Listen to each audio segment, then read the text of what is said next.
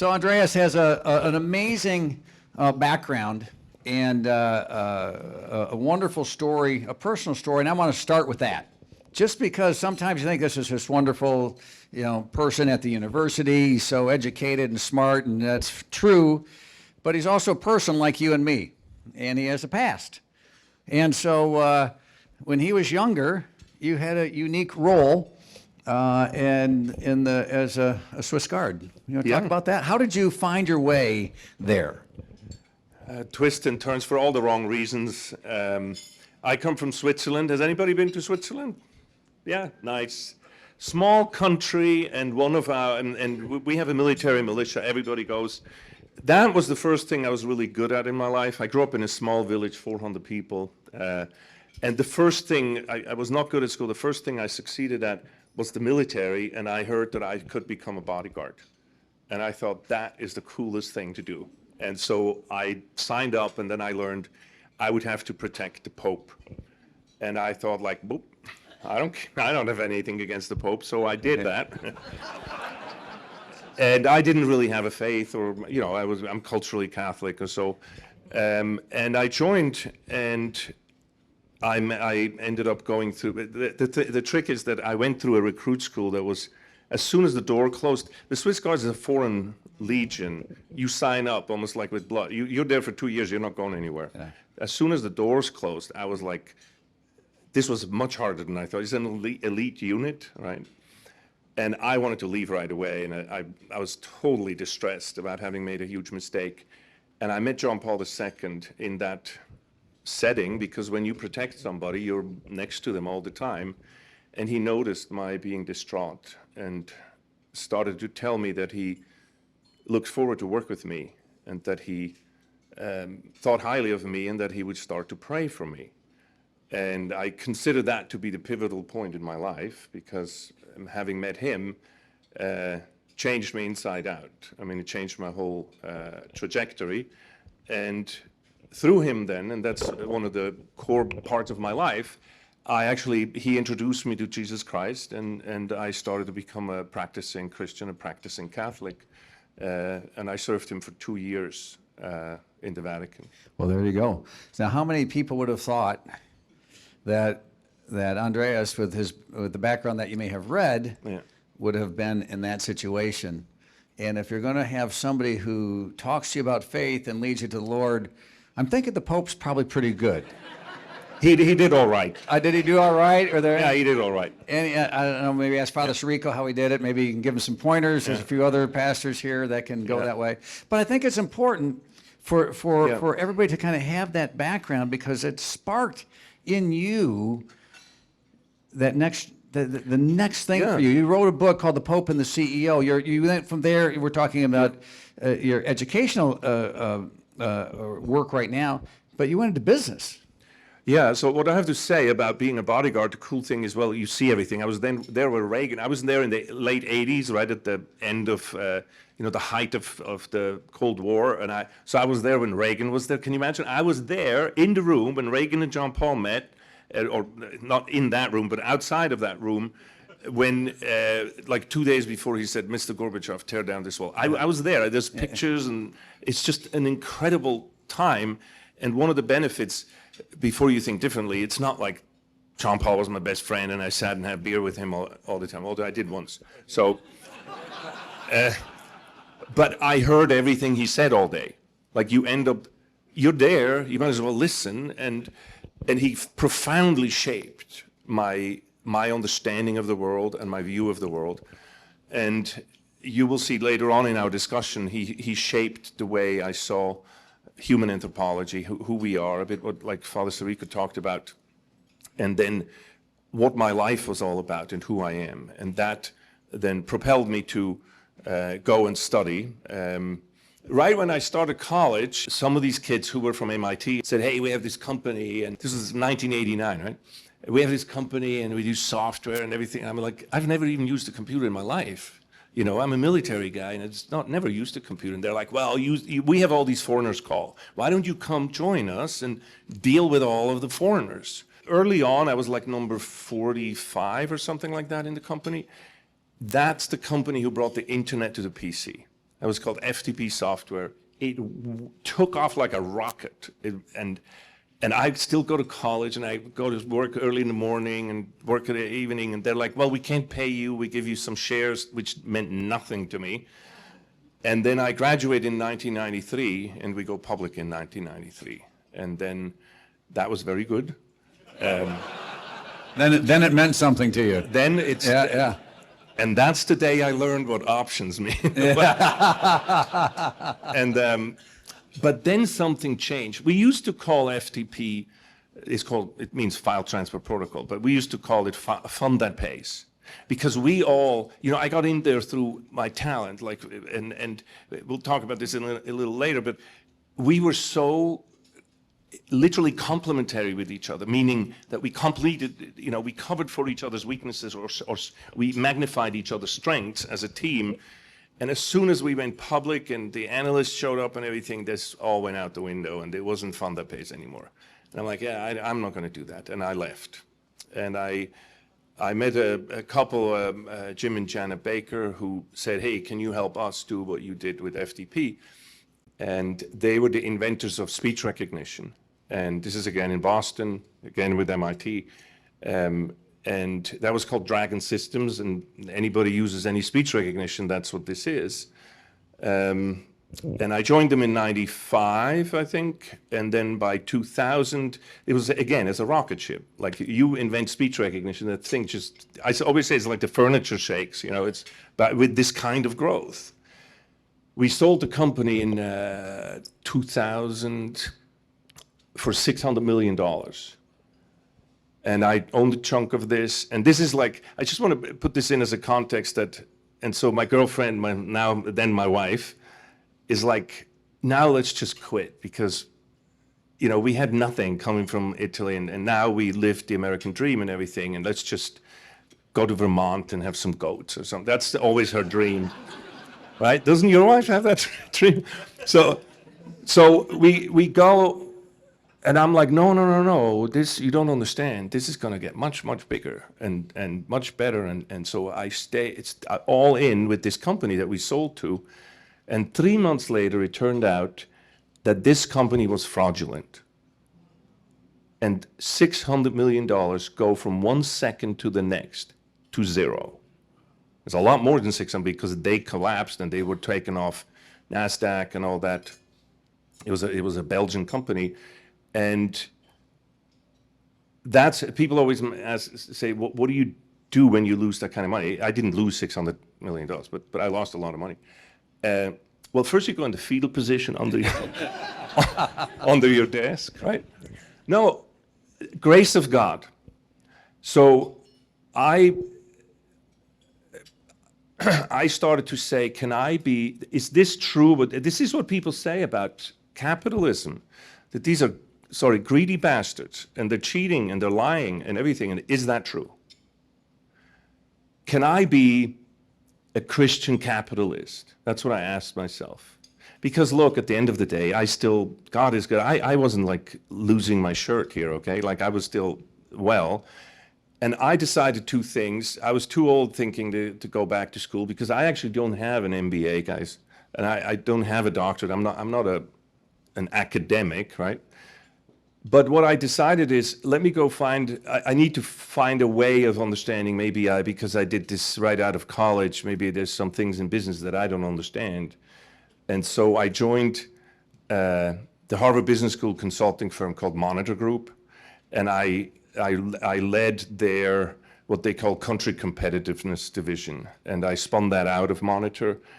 And that's like Michael Porter and everything with business strategy, like to say, how to use business strategy, especially in emerging markets, but in general. And I felt like, let me do this. And actually, my ulterior motive is to learn, maybe I'm missing something. Yeah.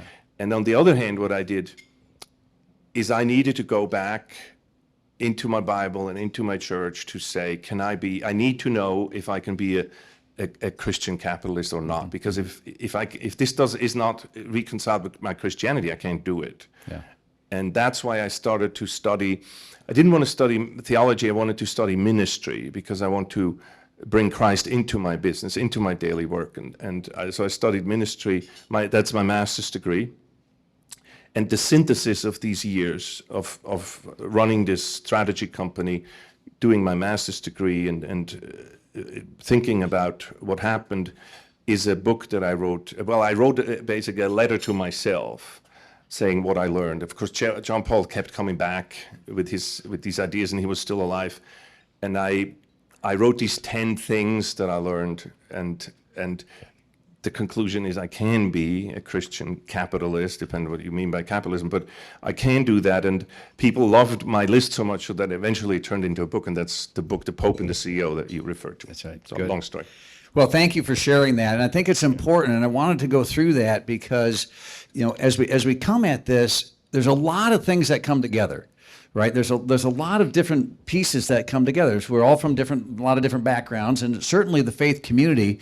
And to get to the questions of what's the right thing to do. Okay, we want to get results, but there's a moral element to this, and there's a moral element to being creative and to being entrepreneurial. And sometimes being entrepreneurial means you make money. Other times it means you just created something different that's of use for somebody else. And so I want to explore a little bit.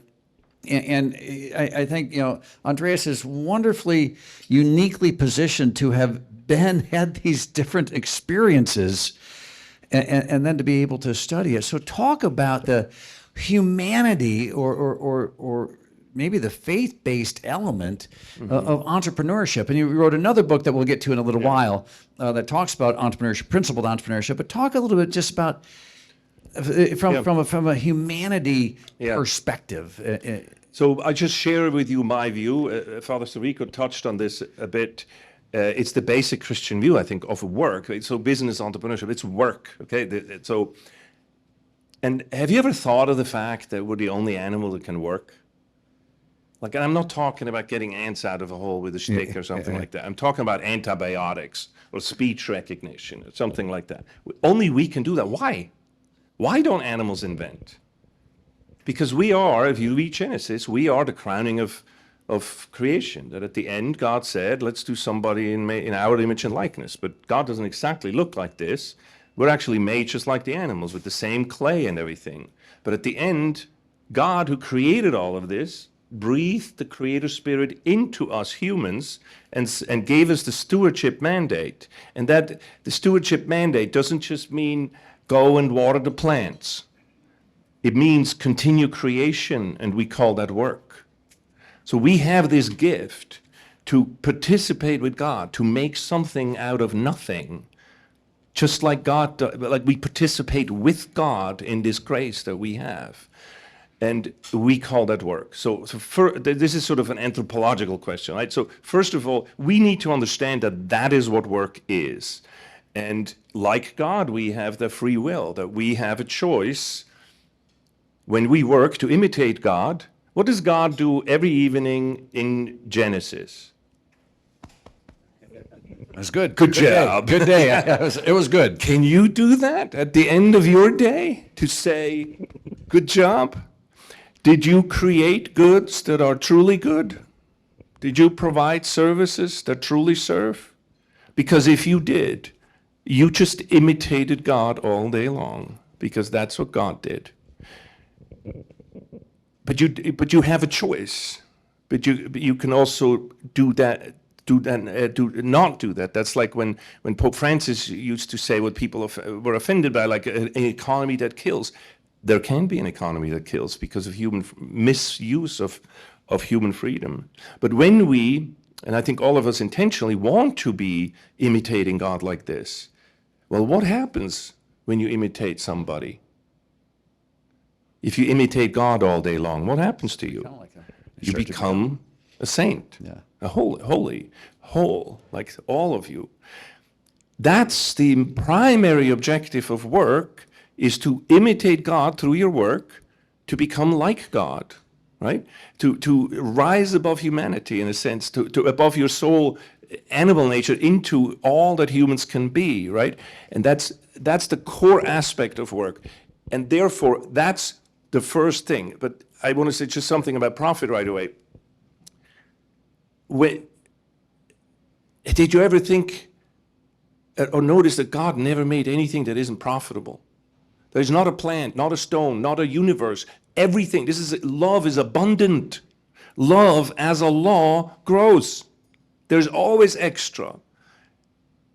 And we should also primarily use our work to create more, to use things so that it multiplies.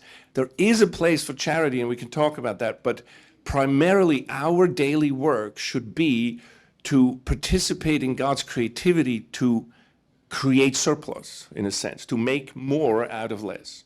And it's so easy for us to kind of fall into the trap a little bit that when we talk about work, we connect it to a job or to a paycheck, and there's nothing wrong with that, but we limit the humanity of what we do, and we start to value work based on what job someone has, how much someone gets paid, or something else, rather than missing that anyone adding creativity or adding life in any aspect, in any way, has innate value as a person and in the content of the work that they do. See, this is exactly what I just explained to you. You hit the nail on the head. What ails us today, folks, we have 2/3 of our economy, employees are disengaged. They hate their job. They just want to get home in the evening. Why? These are not bad people. Our way of approaching our economy and our work only focuses on the outcome.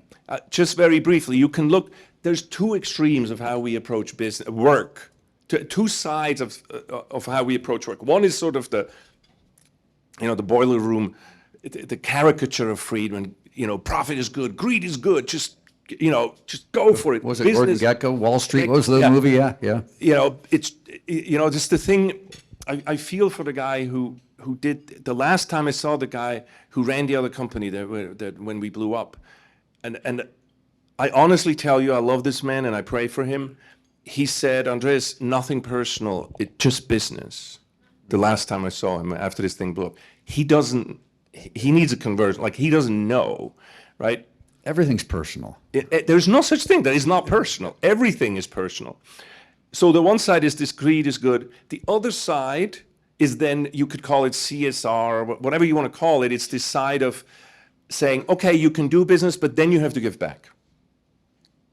That also assumes that business is a bad thing, but then you have to give back. You can go do this bad thing, but then you have to give me something, right? I object to both these things. Work in itself, look, if you have to apologize for what you do all day long, you're doing something wrong. Like, if I have to apologize for my business afterwards and make up, then I've just done business wrong. What we have to come back to, there's an alternative to this. We have to, just what I explained before, work itself has to be good. When I was with FTP, remember, fund that pays? We all grew. The goal of work is human flourishing itself. And then there is a surplus, right? In the effect of work. But if work itself is not fulfilling, is not part of your path to holiness, we're doing it wrong. And we need to start to pay more attention to the actual work we're doing than only the outcome. So I think that's a point for us to think through, because we tend to step back, we tend to put everything in a bucket, and we tend to put a monetary value on everything. And there's a place for that in certain ways, but it's broader and it's bigger than that. So let's take it the next step and talk about entrepreneurship and talk about the book that you wrote with Chioka, Principled Entrepreneurship. But it starts with, that the economy is for people.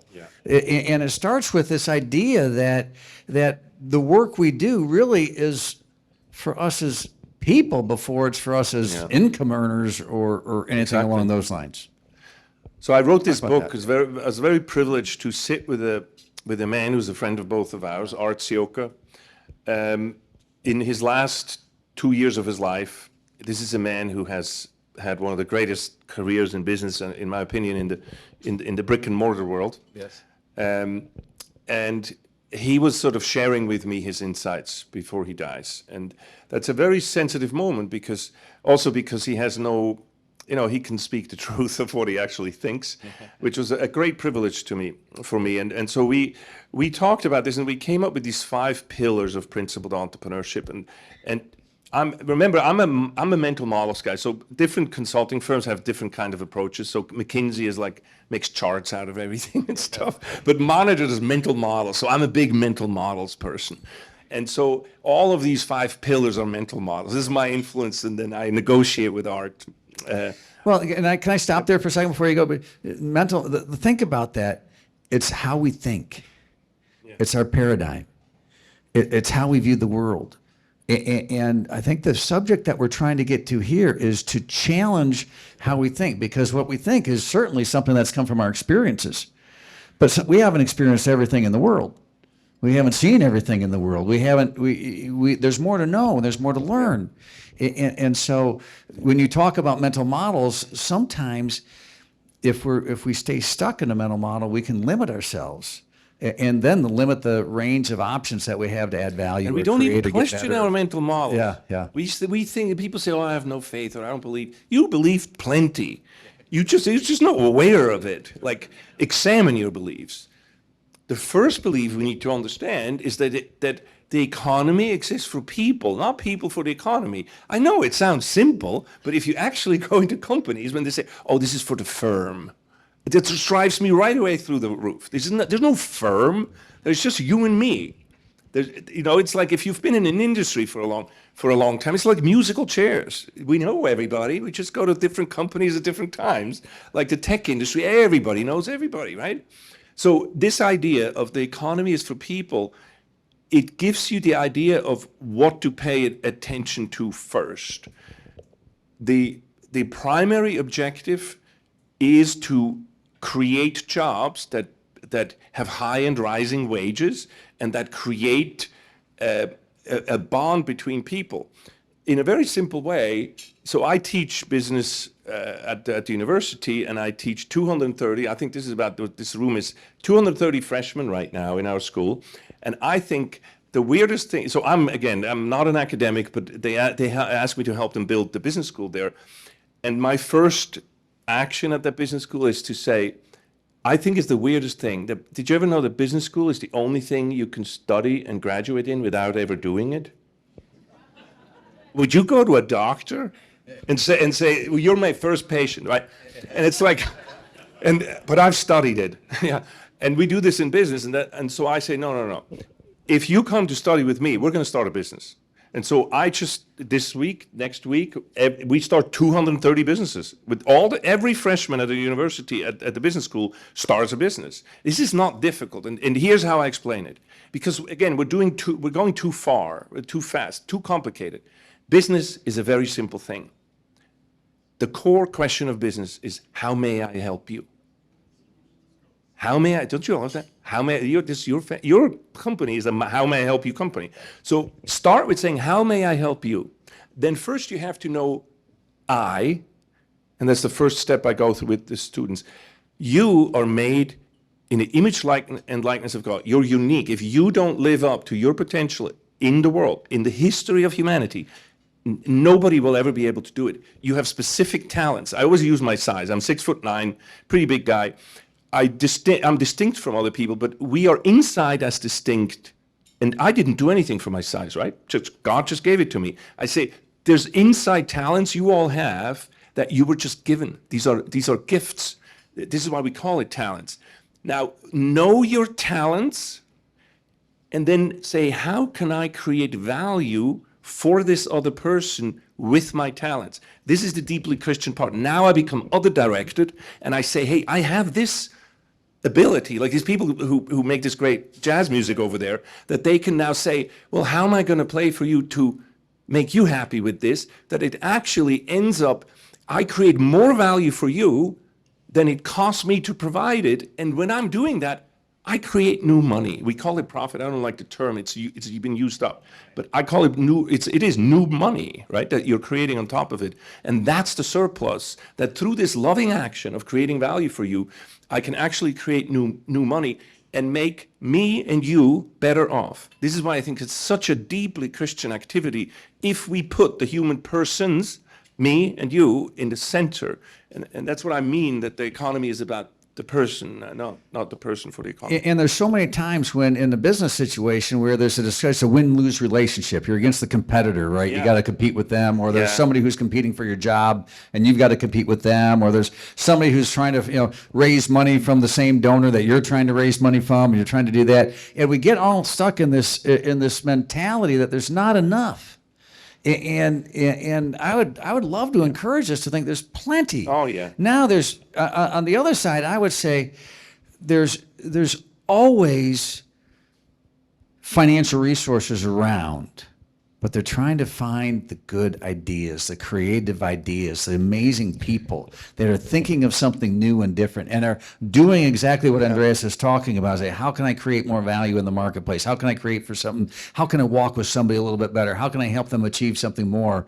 And so talk about, it kind of goes into the second area of to be human is to create and to do that and go through that process. That ability, and this is the biggest thing I have to overcome with my students, and I write about it in the book, that it's just this really big negative, in my opinion, wrong perception in the world that money is a finite resource.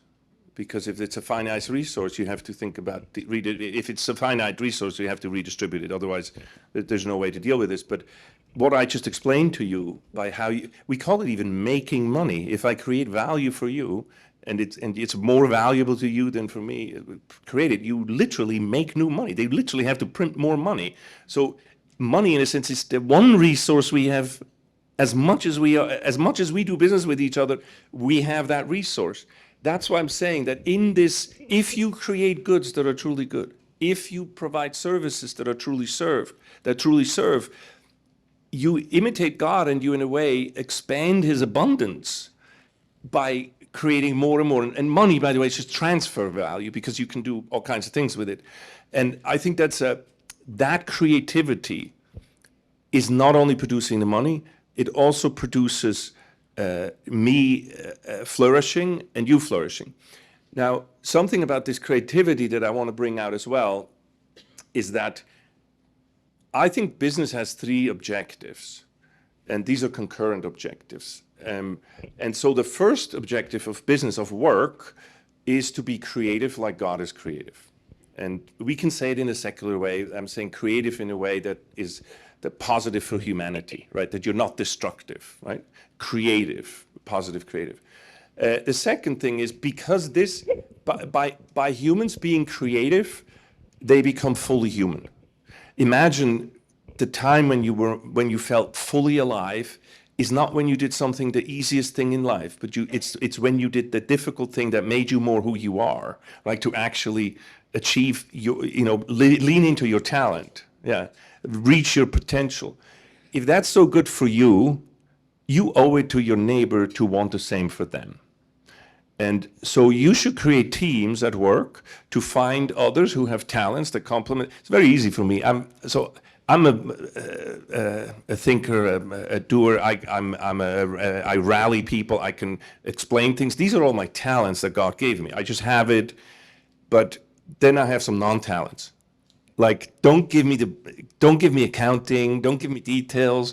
I don't book flights because I will do them in the AM instead of PM because it's just two letters to me. And so I need somebody next to me who has the strength where I have the non-strength. And I have the strength where the next person has their non-strength. And if we do a group like that, that's FTP. Because then it's starting to be fun because you start to excel in your very nature. And that is both when then the group becomes more than the sum of its parts, where that's the rocket ship experience, but it also becomes true friendship, the right kind of friendship at work, because it has respect of equality, of everybody bringing to the work their full participation, and that's the second part of the objective of work. So the first is creative, the second is supportive. I need to support you in the development of your full humanity at work. And the third one is reward, because we are physical beings and we deserve a portion of the extra value that we create. be it in profit sharing or shares. I heard that. I heard that really well. You learned that one. Yeah, but not only financial, but also social, like the reward of working and being in a beautiful place like this, and working in a beautiful place, that you give psychological, emotional reward to everybody that you work with. I think I would, when I work with companies, I play with that to help them make this rewarding on all levels to work. And there's so many capitals, different capitals behind financial capital, spiritual capital, social capital, intellectual capital. You have all these sorts of things that kind of go in that are strengths that can be shared. So as we talk about this a little bit, and Father Sirico touched on this earlier, I want you to kind of elaborate a little bit. And it's the old, right, culture eats strategy for breakfast, right? It's the culture of Grand Rapids. It's that culture. Yeah. But the way we think helps define that culture and create that culture. And if you think you want to say hello to somebody and then you act on saying hello to somebody, you might just surprise them, and then maybe they will start saying hello back. And if you walk with somebody that needs a little help along the way, maybe they'll rise to that occasion a little bit with you, and they say, well, gosh, if you're investing in me, then I may invest in myself. Or the little grace, giving the little grace that you said. Grace, yeah. To say, you know what, I'm going to give you an extra try. Like, I'm not going to blow up right away. Yeah. Right? But so talk about a little bit. So this is a culture eating strategy for breakfast. Yeah. Talk about that from an entrepreneurship perspective. And for me, of course, how this that hurts connects. to say, because I'm a strategy consultant, right? And so, but that's why I'm saying it. I know it's a trite old thing, but it's so true, it's not even funny. And culture, what I mean by culture, I used the story of Art Sioka, who, when he built his company, he started to write an HR manual. And he started, and he says it was about this thick at the point where I'm sitting there on a Saturday evening saying, you're an idiot. Nobody's ever going to read this HR manual. And he tossed it out, and he made a resolution to say, I'm the HR manual.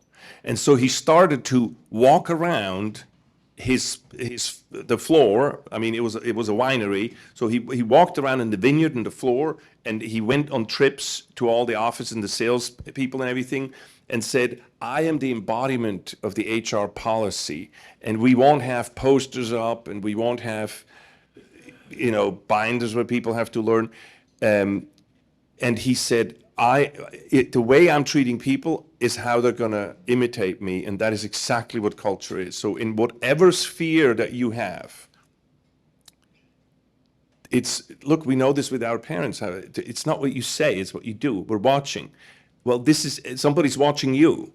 And so we need to have, and that's how we build culture, by our own behavior, not by what we say, but what we do. And I think we can, the power of that behavior, like this culture here, I come to Grand Rapids for courtesy of Father Sirico for 15 years or something like that. This is a special city because of this. People can say, oh yeah, this is Midwest, and people say hello, but you know what? That sure makes you feel special when you come in here, that people in the store talk longer with you than in other places, and that people still say, how may I help you? We had a thing at the hotel, and the customer service, compared to what I come from in DC, I can't even give you the comparison. That's culture, okay? And culture needs to be intentional, but not intentional in the written way, but intentional in the lived way. And that's something that each one of us has to do our part. And that's, I tried to touch on a little bit earlier, this idea of belief driving behavior. It turns to action. And I think it was it the St. Francis of Assisi line of spread the gospel and if necessary, use words. And like art or like anyone, it's your actions. That's what your kids are watching. That's what your neighbors are watching. They're not going to, what you say is interesting. What you do matters. Can I give you a quick story about that? Because, just so that you see what I mean with that. Art takes over a company. The first thing to do is two guys mess up a product, and there's hundreds of thousands of dollars on the line for a process they messed up, and everybody is like, okay, Now, what are we going to do with the product? On the one hand, it's like, well, you could still sell it. And on the other hand, what do we do with these two guys? And art sees when trouble comes, that's the culture teaching moment. Not when it's nice weather, but when it's bad weather. And art decided we will destroy the product because we will not sell inferior product. If we have to say attaboy in the evening, and I'm not going to say that about this. Then everybody goes 3, 2, 1. He's going to fire both of these guys.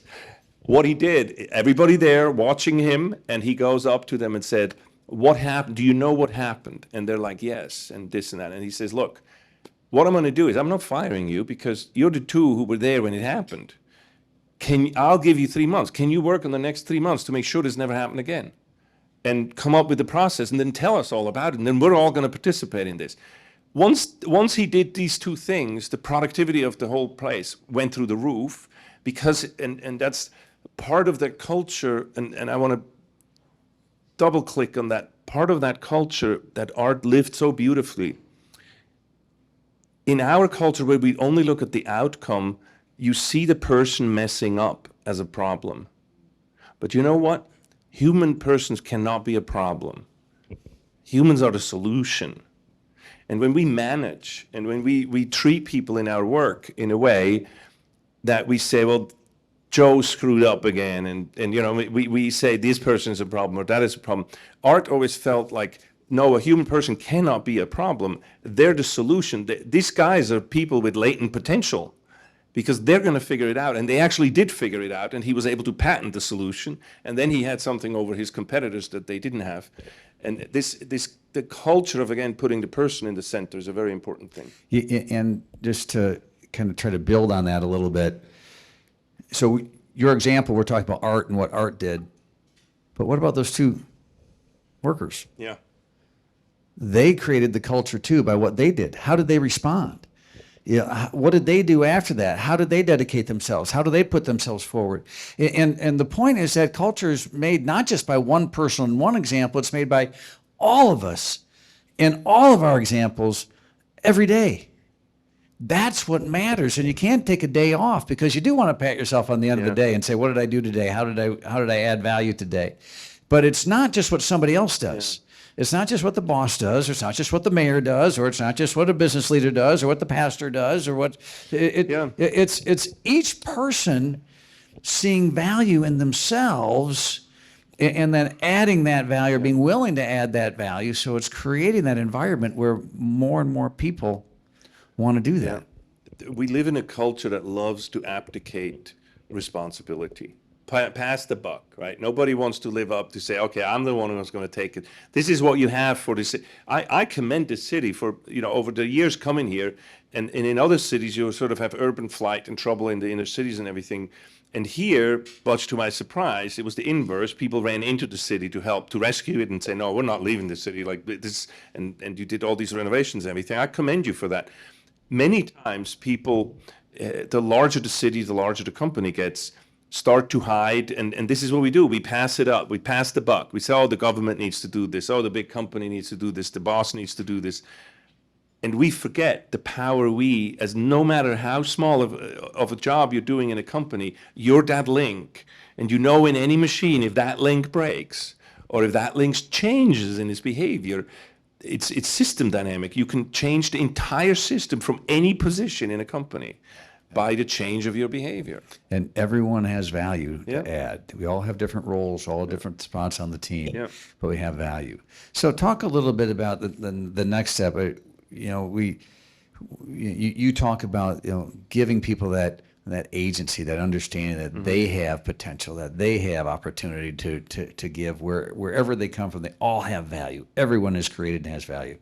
And so how do we think in an entrepreneurial sense, how do we get ourselves to the place of collaboration, to win-win, to interdependence? We all want to take initiative. We all need to take initiative. We got to wake up in the morning. We got to get ourselves going. We got to take care of ourselves, like the old story on the airliners, right? If you lose cabin pressure, to get your own oxygen, then help someone else. You got to take care of yourself. Yeah. But there's an interdependence element here in this community, or that we want to build on, and that we want to make better. Talk about win-win. Win-win is, in a way, for me, is a covenantal approach to business, to anything really. And we just talked, Mayor and I just talked a bit about this. I think it's the difference between selfishness and self-interest. The idea of how may I help you? And when we do this with each other, it behooves us both to act in this enlightened self-interest, which is a very good thing, which is very different and from selfishness. And often the two gets mixed together, and it has horrendous consequences in thinking afterwards. But this is the value to me, what I understand, and why I'm such a strong proponent of the free market, is the freedom that needs to exist is what gives us the opportunity to create the win-win solution, so that the goods and the services and the people can flow in a way that everything is based on a voluntary basis. I compare that in a way to love, where if the reason why God gave us free will is because he wants us to love him. And it wouldn't be love if you were forced to. And the reason why I have a free economy is very similar, in that we want to create value for others, but you can't force it. And therefore, I need you to be able to say, this is value to me or this isn't. And if we don't have that freedom, we can't go around and create that surplus that we have. But it is within this covenant, in a sense of never looking at the other person as the problem. There's sometimes we look at we ask of economic models or business models or so to be very simple and only have one objective at a time. That's baloney. I can chew gum and walk at the same time, and so can you. And so we can do this how may I help you, and at the same time have a covenantal understanding that you are not a problem. You're actually, you might have latent potential. And what I'm thinking here is also in this idea of enterprise solutions, that I think there's many things that we're solving with charity today that I would not solve with charity. Actually, solving something with charity is the wrong words. You can just cover it with charity. Talk about that a little bit. And one thing that is powerful, and we've talked about this in different parts of the community, where there are times that people would look at a neighborhood and say, talk about the challenges or call it a problem. And just to try to change the mindset, so that, that's a developing neighborhood, that's a growing neighborhood. It just hasn't there yet, but it has the potential. We got to see it. We got to see it in that new way, in that new light. And when we talked, when we did the podcast after, I kept coming back to him about, this charitable question or this charitable issue or this something that we were trying to do. And you always came back to me with a market solution. Yeah. You always came back to say, well, Doug, you got to, and I felt because I was otherwise it's not I should know this, right? But when you talk about that, talk about how to always think entrepreneurially. How do we have that entrepreneurial spirit? Yeah. To always think and approach everything with some of the principles that you've been talking about. So the last that we have together here. The last thing that Art insisted on as having the fifth pillar. He insisted on the fifth pillar, and he said it's called always think like an entrepreneur. And what we're doing with our whole definition is, not an entrepreneur is not just somebody who starts a company. Art said there's two kinds of people in the world: creators and harvesters. It's a mindset. It's people who look at the world and just are harvesters, just take grab. And there's people who are creators. Of course, we also know that's the imitation of God, right? God is not a harvester, it's a creator. And so it's not that a creator never harvests. He used his vineyard as his example. I said it's also why it appeals to me that I'm writing about a guy who has a vineyard, who says, look, my vineyard, I'm not focusing on the harvest time. I focus on the beginning, when everything is dormant, on the soil and the water, on the sun, on the pruning and everything, so that then the harvest will be good. But as right away, I'm thinking again on the investment again, and I think that's this positive view towards always being a creator. And then what comes to my mind is creative destruction. That if something doesn't work, don't just harvest it and go away, but destroy it creatively. Maybe something has to go for something new to come, which is in a way the analogy to farms again.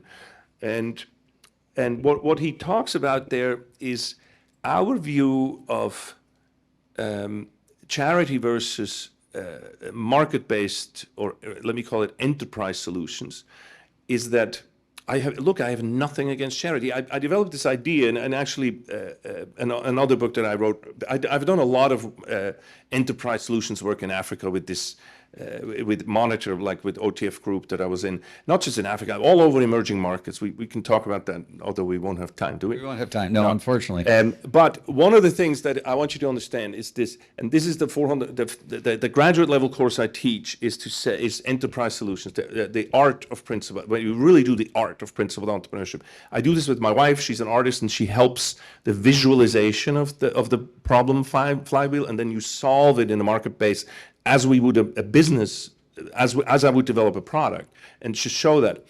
The difference between charity and enterprise solutions is charity is needed, like in the Good Samaritan, where you have a crisis.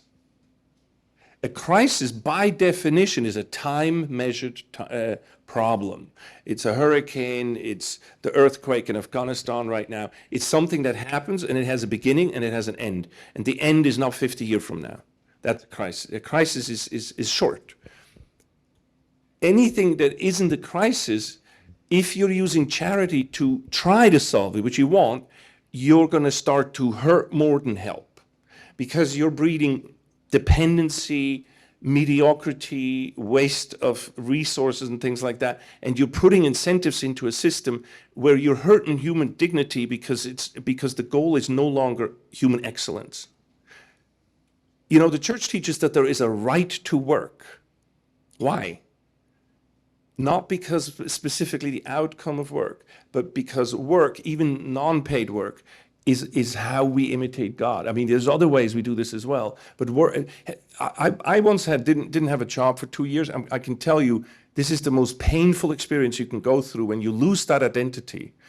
And so that idea of creating enterprise solutions, to calling people to work and finding ways that they can live their talents to their fullest and lead towards prosperity or profitability is the solution to any system, any systematic issue, if it's not just a time-limited crisis. But that creates a lot.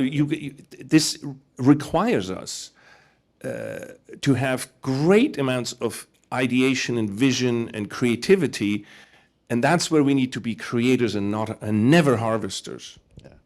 You know, when you talk about charity, it strikes a chord, because that's I think I shared with this group last year that, in Grand Rapids, there's so many people that are so generous and wonderful and sharing of their resources and